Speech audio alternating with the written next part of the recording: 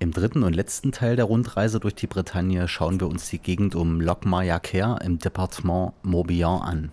Hier finden sich auch nochmal viele megalithische Anlagen auf einem relativ kleinen Raum. Starten werden wir die letzte Folge allerdings nochmal in der Gegend von Karnak beim Tumulus de Kercado. Hallo und herzlich willkommen zurück zu einer weiteren Ausgabe von Auf der Suche. Immer noch in der Bretagne und wir fangen an bei Sonnenuntergangsstimmung am Tumulus de Kercado. Da ist er. Der Tumulus de Kercado liegt auf einer Anhöhe einige Kilometer nordwestlich von Karnak und zählt zu den ältesten Megalithanlagen in Europa. Er wurde vor etwa 6700 Jahren geschaffen und liegt in einem Hügel von 40 Meter Durchmesser. Das Innere hat die Form eines Gangdolmens, der aus 17 Tragsteinen und 6 Decksteinen besteht. Den Gang bedecken 5 Steine, auf der Kammer liegt nur eine einzige riesige Platte.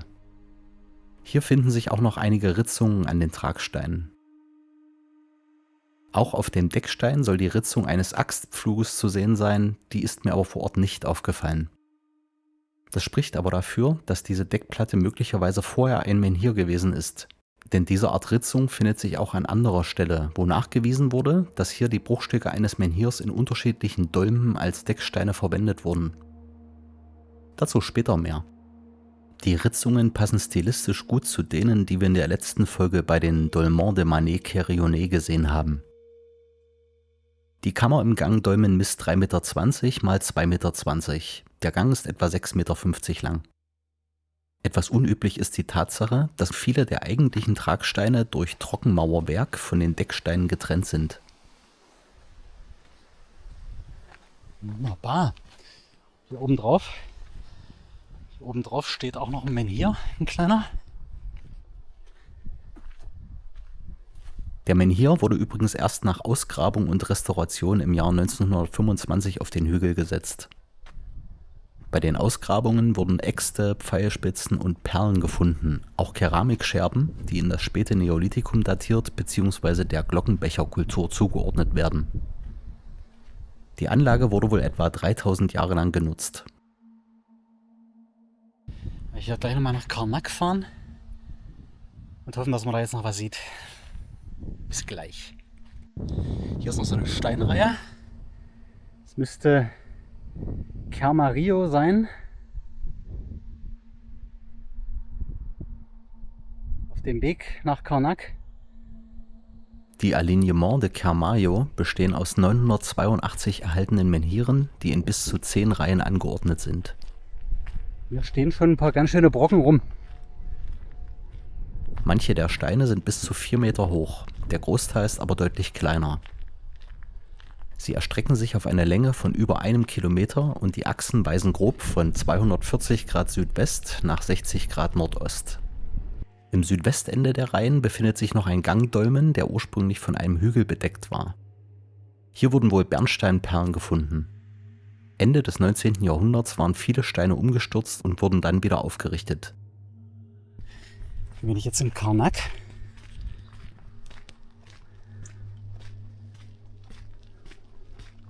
Und ich glaube, dieses Feld, das zieht sich jetzt richtig weit. Jetzt ein bisschen beeilt, bevor es ganz dunkel ist. Hier drüben war ich jetzt gerade.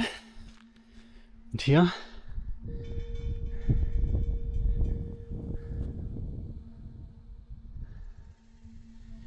ist diese Riesenansammlung. Die Alignements de Menec bilden den südwestlichsten Ausläufer der Karnak-Steinreihen. Hier stehen wohl noch 1169 Steine, die in 12 Reihen angeordnet sind. Sie sollen wohl auf die Sonnenaufgänge bzw. Untergänge zur Tag- und Nachtgleiche ausgerichtet sein. Die Achsen der Steine verlaufen zwar grob von 250 Grad Südwest nach 70 Grad Nordost, was erstmal nicht mit der Sonnenbahn zur Tag- und Nachtgleiche übereinstimmt. Es kann aber sein, dass die örtlichen Gegebenheiten wie Hügel und Täler den Punkt von Sonnenaufgang und Untergang an diesem speziellen Ort beeinflussen, sodass diese Aussage stimmen kann. Mir das natürlich ein bisschen aufgehoben hier für abends. Wenn nicht ganz so viele Touris hier. Ich bin ja auch einer, aber hat man zumindest hier ein bisschen Ruhe. Immer schön.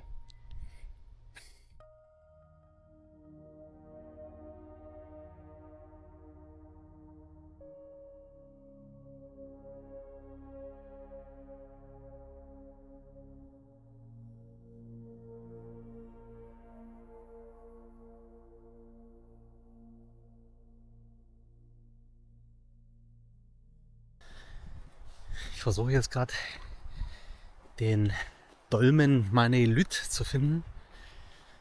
Ja, und mein Navi bringt mich an auf eine Stelle, die überhaupt nicht funktioniert. Auch wenn sie schön ist.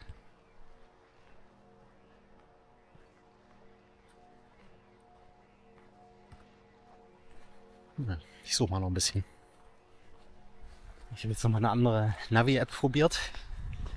Ich glaube, die bringt mich an die richtige Stelle. Könnte sein, dass das ja schon der Tumulus ist.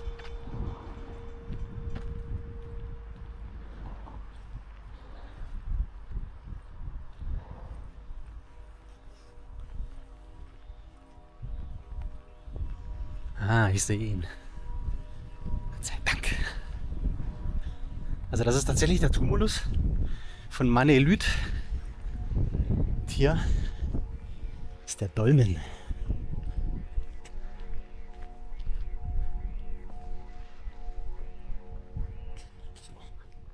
Am östlichen Ortsrand von Logmaya Ker befindet sich der Manelüt. Der Dolmen liegt in einem etwa 80 Meter langen Erdhügel und besteht aus einer Kammer mit den Maßen 4 mal 3 Meter, die über einen Gang von etwa 10 Meter Länge erreicht werden kann.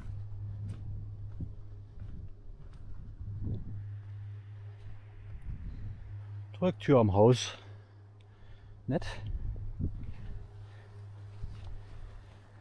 So, Licht raus und dann rein dort.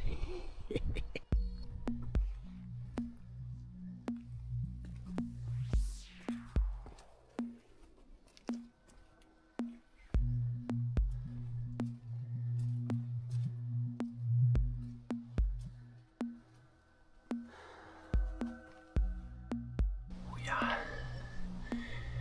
Das ist auch ein Riesenteil. Die meisten Steine des Ganges bestehen aus Granit, während die Kammer hauptsächlich aus Orthogneis besteht, einem Gestein, aus dem die meisten Menhire in Morbihan bestehen. Verzierungen im Dolmen befinden sich nur auf den Steinen aus Orthogneis und man nimmt an, dass die Deck- sowie die Bodenplatte der Kammer wahrscheinlich auch Teilstücke eines gestürzten Menhirs sind. Hier scheint auch irgendwie Verzierungen dran zu sein. Die Bauweise lässt wohl auf ein Alter von 6000 bis 6200 Jahre schließen. Die Ritzungen auf den Tragsteinen der Kammer werden als Äxte, Göttinnen, Schlangen, Ruderboote, Wellen oder auch blasende Wale gedeutet. Auch die Bodenplatte soll einige undeutliche Ritzungen aufweisen.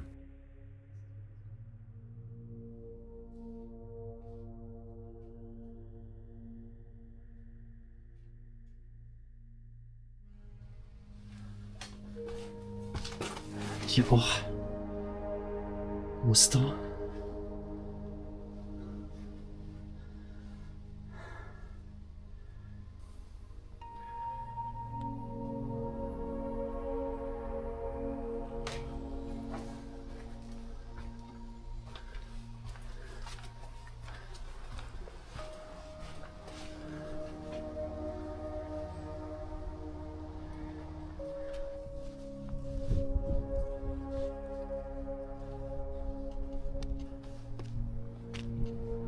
Die Deckplatte hat übrigens die Maße 8,30 Meter mal 4 Meter und eine Dicke von 50 Zentimetern. Die muss aufgerichtet ziemlich gewaltig gewesen sein. Bei Ausgrabungen wurden 2 Skelettreste mit Grabbeigaben in Form von Feuerstein und Keramikscherben gefunden.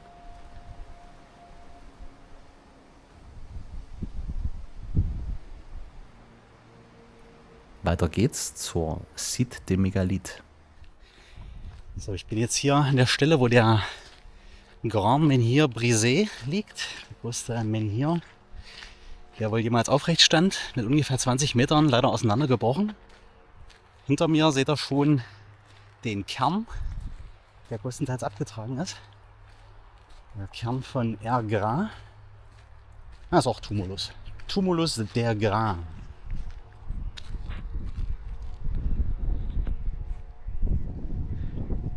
Aber das ist tatsächlich nicht mehr viel übrig. In Locmayer-Ker auf dem Gelände Site de Mégalithes finden sich 3 sehenswerte Monumente. Ergra ist ein Dolmen, der in den Überresten eines Kerns liegt, der von einem Erdhügel bedeckt war. Das 140 Meter lange Monument wurde wohl vor etwa 6200 Jahren an einer Stelle errichtet, an der bereits Gruben mit Grab- und Opferstätten existierten. Das haben wohl Ausgrabungen in 1980 ergeben. Im Mittelalter wurde Ergra als praktischer Steinbruch benutzt und Anfang des 20. Jahrhunderts restauriert und in seine heutige Form gebracht. Im Dolmen selbst wurden weder Skelettreste noch Grabbeigaben gefunden, man nimmt an, dass der Dolmen von Grabräubern geplündert wurde. Der war halt einfach auch riesig, ne? Also, wenn man hier sieht, wie lang das geht. Leider nicht mehr viel übrig davon. Und da hinten, dort, liegen die Bruchstücke vom Grand Menhir Brisé. Das ist übrigens hier mit Eintritt und so.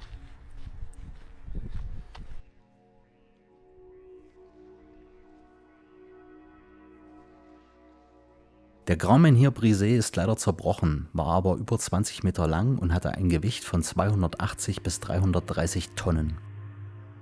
Etwa 2 Meter tief dürfte er am Boden gesteckt haben und damit hätte er aufgerichtet die unglaubliche Höhe von 18,5 Metern gehabt. In den letzten beiden Folgen haben wir die beiden größten noch stehenden Menhire gesehen.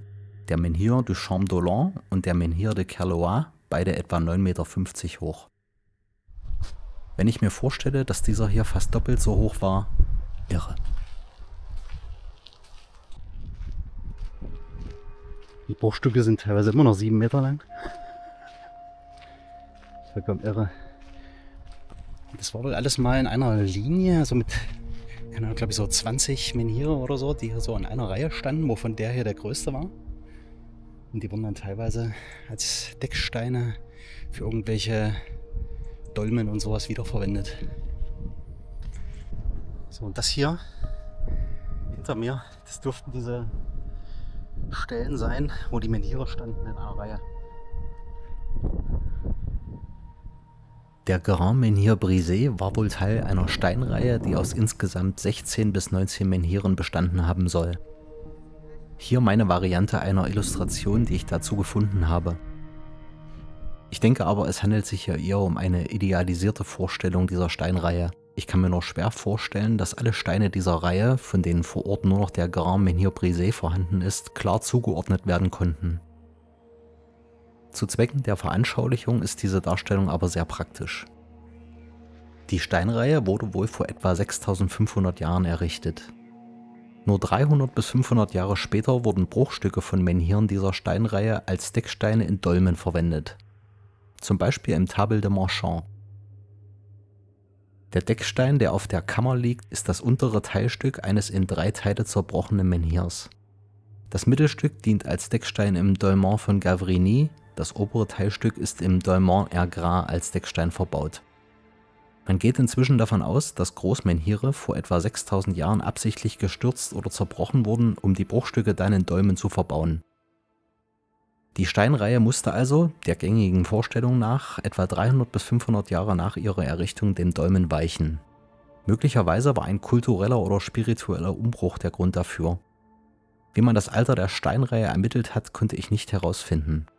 Ich hatte aber bereits in einer vorherigen Folge erwähnt, dass in der Bretagne in seltenen Fällen Holzkohle in den Gruben unterhalb von Menhiren gefunden wurde. Diese Holzkohle mittels C14-Methode zu datieren, scheint erstmal recht sichere Ergebnisse für den Zeitpunkt der Errichtung zu ergeben. Aber nur mal eine kleine Spekulation dazu. Mal angenommen, die Menhire wurden zu einer deutlich früheren Zeit aufgerichtet und viele waren zu Beginn des Neolithikums bereits umgefallen. Die entstandenen Gruben und der gefallene Stein erwiesen sich über lange Zeit als praktischer Windschutz für ein Lagerfeuer. Vor 6500 Jahren wurden dann gefallene Menhire wieder aufgerichtet, sei es, weil wieder mal ein Umbruch stattfand oder es für eine gewisse Zeit an Kraft und Wissen gemangelt hat, solche Projekte zu realisieren. Als Folge hätte man Holzkohle unter manchen Menhiren, die aber nichts über die ursprüngliche Errichtung der Steine aussagt, sondern im besten Fall ein Mindestalter bestimmt. Das ist, wie gesagt, nur Spekulation, aber nicht undenkbar. Der Table de Marchand wurde wie gesagt an der Stelle errichtet, wo sich die Steinreihe befand. Es handelt sich um einen Dolmen, der in einem Kern liegt. Möglicherweise war auch er von einem Erdhügel bedeckt. Bis in die 1930er Jahre waren von dieser Anlage nur einige Tragsteine und die Deckplatte des Dolmens erhalten, wie man auf diesem Bild sehen kann.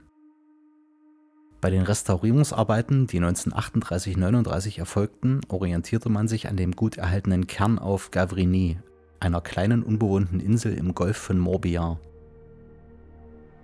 Es wurden viele der verwendeten Steine komplett neu zugehauen und eingesetzt. Auch wenn die ursprüngliche Anlage anders ausgesehen haben mag, die Restaurierung würde ich trotzdem als gelungen bezeichnen. Dieser Stein, der die Form einer Stele hat und wunderschön verziert ist, war wahrscheinlich nicht Teil der ursprünglichen Anlage. Sie trägt außer den Krummstäben die Inschrift Gazelle, die aber wahrscheinlich von Schiffbrüchigen Anfang des 20. Jahrhunderts gemacht wurde. Die Krummstäbe werden üblicherweise als Waffen, Sonnenstrahlen oder Ähren gedeutet. Die Deckplatte der Kammer ist definitiv ein Originalstein des ursprünglichen Dolmens und ist, wie gesagt, das untere Teilstück eines zerbrochenen Menhirs. Im Randbereich findet sich die Ritzung eines Axtpfluges und Teile eines Stiers. Der restliche Stier befindet sich auf dem Deckstein im Dolmen von Gavrigny.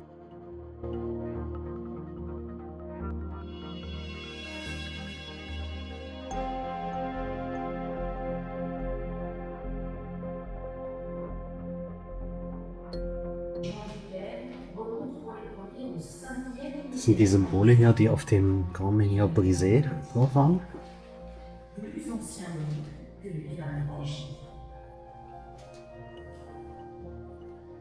Das ist von der Platte von einem Dolmen. Und hier nochmal diese Stele, die am Ende vom Table de Marchand steht.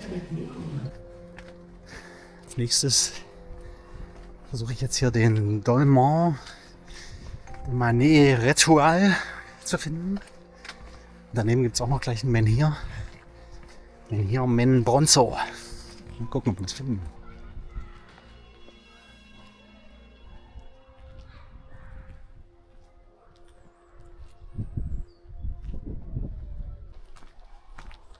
Dolmen de Manet Ritual. Wie geht's lang?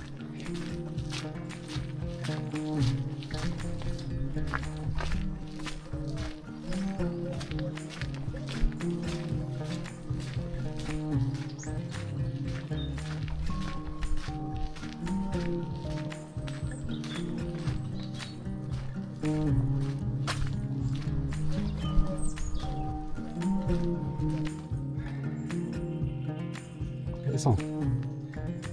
Ist wohl angeblich mal geschlossen gewesen, aber das sieht für mich doch offen aus.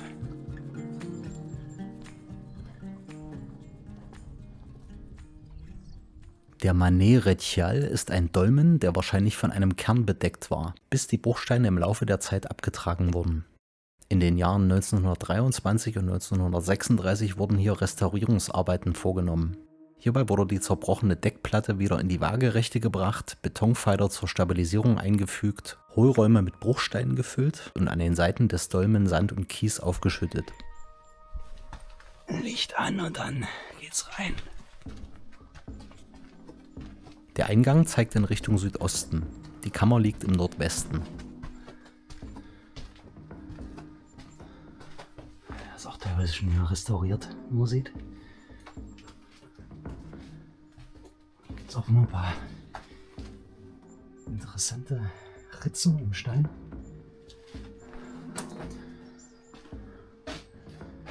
Wow. Gibt es also eine vordere Kammer und eine hintere Kammer. Hier kann man auch stehen.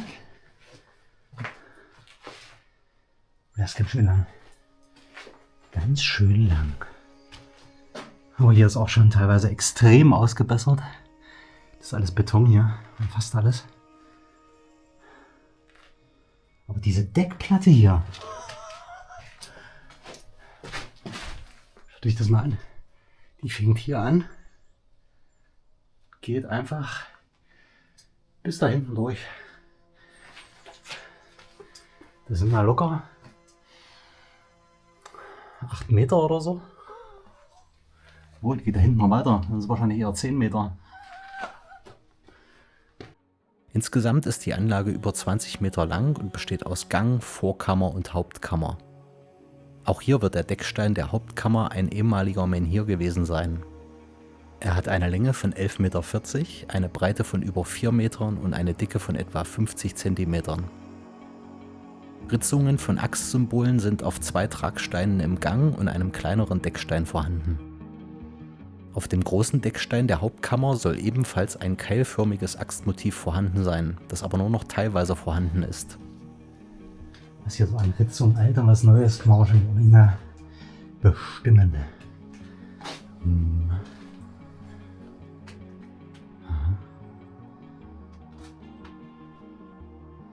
Spannende Spuren hier am Stein. Wollte man den dort mal sprengen und vielleicht mal Menhire, die man dann zu Platten gemacht hat, die man hier draufgelegt hat. Hier ist noch was.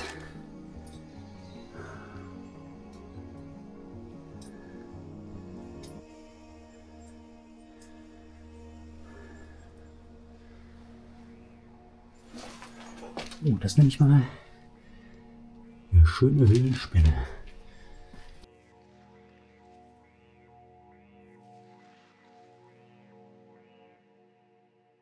Wieder raus.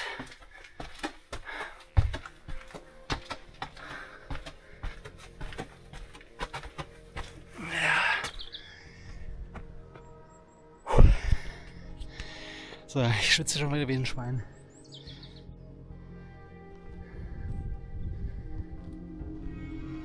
Skelettreste und Grabbeigaben wurden nicht gefunden, der Dolmen wird aber aufgrund der wiederverwendeten Menhire auf 6000 bis 6200 Jahre datiert. Hier sieht man auch nochmal diese riesige Deckplatte.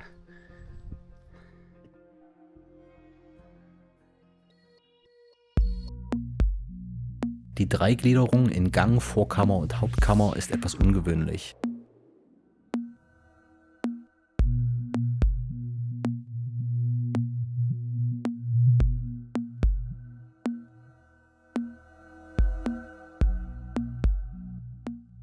Etwa 50 Meter entfernt liegen die Bruchteile des Menbronzeau. Ja, hier liegt der Menhir. Steht allerdings nicht mehr aufrecht.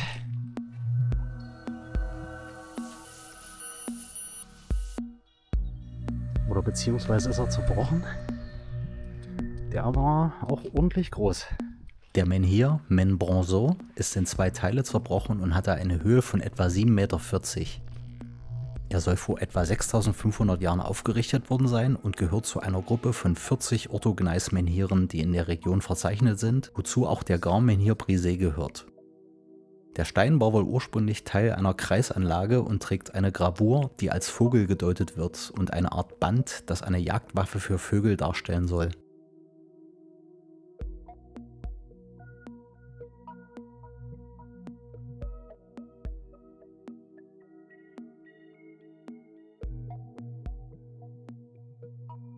Nächster Halt, der Dolmen de Pierre Plat. Ich bin jetzt hier mehr oder weniger an der Südspitze von Locmayaquer. Hier gibt es noch die Les Pierres Plates oder so ähnlich. Auch noch ein Dolmen. Regnet gerade ein bisschen. Stört mich das? Weiß nicht. So, wir sind da.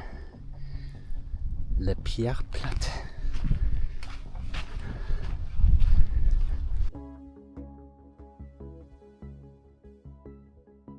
Einen knappen Kilometer südlich von Locmayaquer, direkt am Strand der Halbinsel, liegt der Dolmen de Pierre Plat.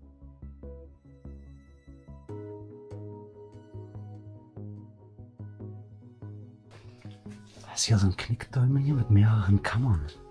Es handelt sich hier um einen sogenannten Knickdolmen, der wahrscheinlich, wie viele andere Megalithanlagen, von einem Stein bzw. Erdhügel bedeckt war. Er wurde bereits im Jahre 1813 entdeckt und ausgegraben. Im Jahr 1931 wurde er restauriert. Hierbei wurden 3 fehlende Decksteine ersetzt, Teile der Bruchsteinmauer erneuert und seitlich Sand und Erde angeschüttet. Er soll aus 38 Tragsteinen und 7 Decksteinen bestehen.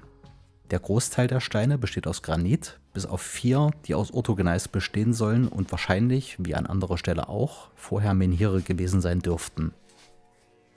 Diese Praxis spricht für ein Alter von 6000 bis 6200 Jahren. Allerdings werden Knickdolmen üblicherweise als 1000 Jahre jünger eingestuft.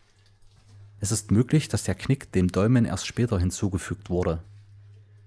Der Eingangsbereich ist durch den Knick nach Süden ausgerichtet. Sollte dieser tatsächlich später hinzugefügt worden sein, war der ursprüngliche Eingang Richtung Südosten ausgerichtet, wie es sich auch bei anderen Dolmen in Morbihan verhält. Der Menhir am Eingang lag wohl ursprünglich vor der Anlage und es ist nicht klar, ob dieser tatsächlich an dieser Stelle stand. Im Inneren gibt es eine kleine Seitenkammer und eine Hauptkammer, die kaum breiter als der Gang ist und nur durch einen querstehenden Tragstein abgegrenzt wird. Die große Deckplatte an dieser Stelle dürfte wieder ein Bruchstück eines Menhirs sein. Ein ornamentierter Tragstein wurde ins Museum nach Karnak gebracht. Aber auch auf anderen Steinen finden sich interessante Ritzungen. Diese sogenannten Schildidole sollen möglicherweise Formen der Muttergöttin darstellen.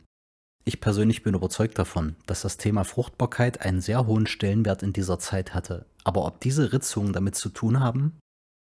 Haben die Menschen aus dieser Zeit wirklich dazu geneigt, so extrem abstrakt zu denken, wenn es um das Thema Fruchtbarkeit geht? Was meint ihr? Hierzu noch ein kleines Beispiel. In Folge 1 der Bretagne habe ich den Cairn de Barnénez mit seinen Ritzungen vorgestellt und um eure Meinung dazu gebeten. Einer der Zuschauer, Grüße an Lennart, meinte zu dieser hier, dass sie ein verschüttetes Getränk sein könnte. Und tatsächlich wirkt die vermeintliche Göttin eher wie ein Gefäß, aus dem etwas austritt. Vielleicht wird hier eher eine chemische Reaktion dargestellt oder kochendes Wasser. Tumulus du Manet Roec.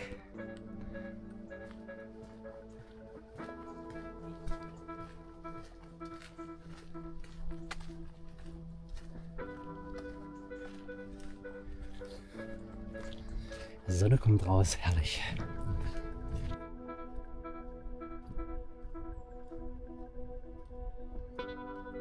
Etwa 1 Kilometer nordöstlich liegt der Manet Roec, der Berg der Frau.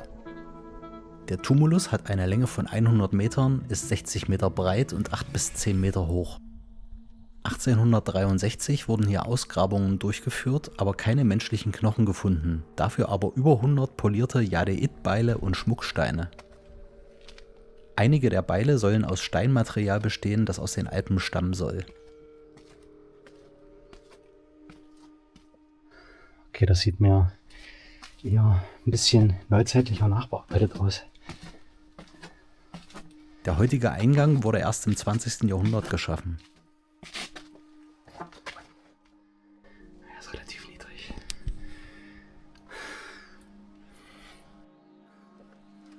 Der Aufbau unterscheidet sich stark von anderen ähnlichen Bauten dieser Zeit vor 6000 bis 6200 Jahren.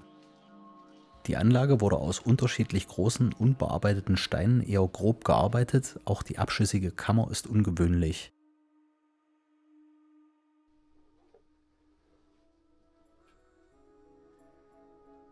Ja, sind eher kleinere Steine, die hier verarbeitet wurden.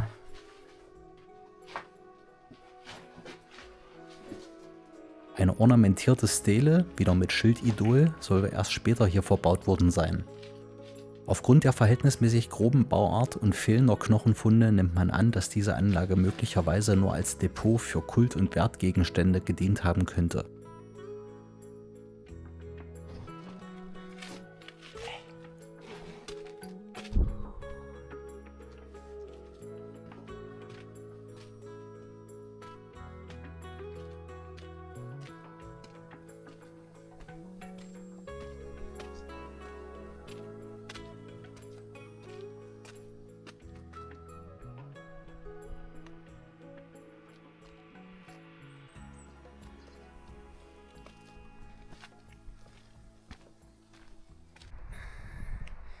Der Menhir Menmilen.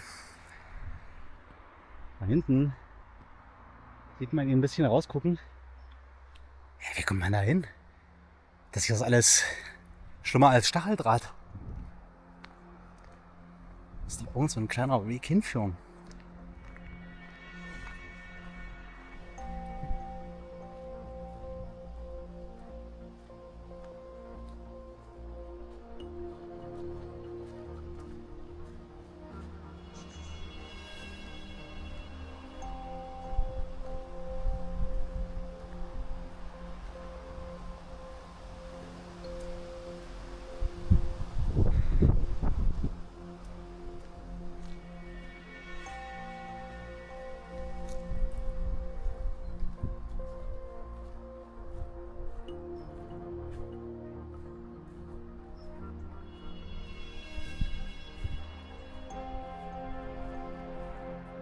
Der Menhir Menmilen. Der Menmilen steht nördlich von Saint-Philbert in einer bewachsenen Grünfläche. Er ist über 2 Meter groß und besteht wahrscheinlich, wie die meisten Menhire der Gegend, aus Orthogneis. Ich finde vor allem die Form des Steins sehr interessant. Ich habe keine konkrete Aussage dazu gefunden, aber ich denke, man nimmt auch für diesen Stein ein Errichtungsalter von 6500 Jahren an.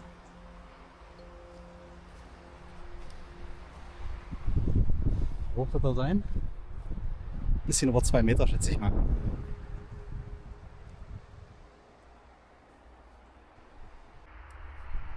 Sieht ein bisschen aus wie eine Hand. Schönes Ding.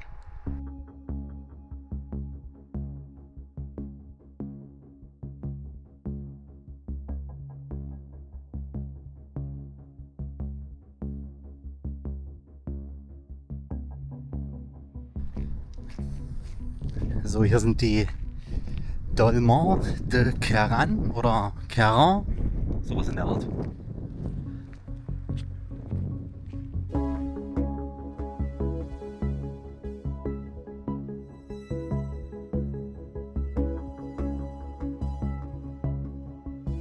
Die Dolmens de Caran sind 2 Dolmen aus Granit etwas südlich von Saint-Philbert. Ursprünglich standen hier 3 Dolmen und diese waren von einem Erd- bzw. Steinhügel überdeckt, der wohl erodiert ist. Ende des 19. Jahrhunderts wurde einer der Dolmen, trotz Einspruch von Archäologen, von einer wohlhabenden Familie erworben und auf einen Friedhof versetzt, wo er als Grabmal dient.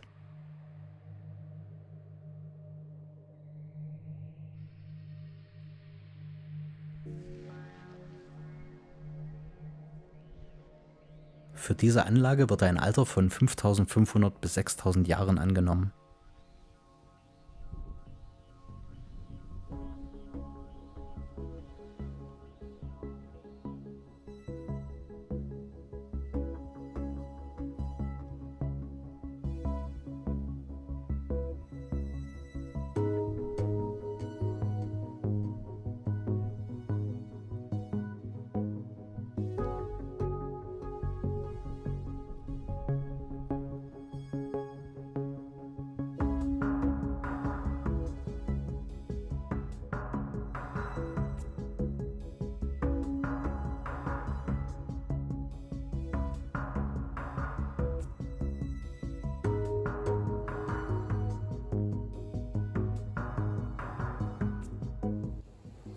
Das war's mit unserer Rundreise durch die Bretagne.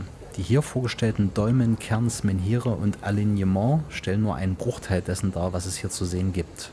Eine Reise hierher lohnt sich auf jeden Fall. Insgesamt sind wir übrigens über 3500 Kilometer gefahren.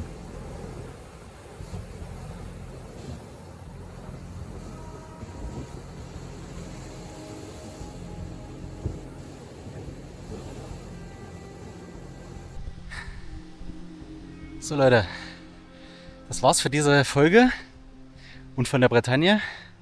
Wenn es euch gefallen hat, gebt einen Daumen nach oben, abonniert den Kanal, wenn ihr in Zukunft nichts verpassen wollt. Und wir sehen uns beim nächsten Mal. Ich freue mich darauf. Bis dahin, macht's gut.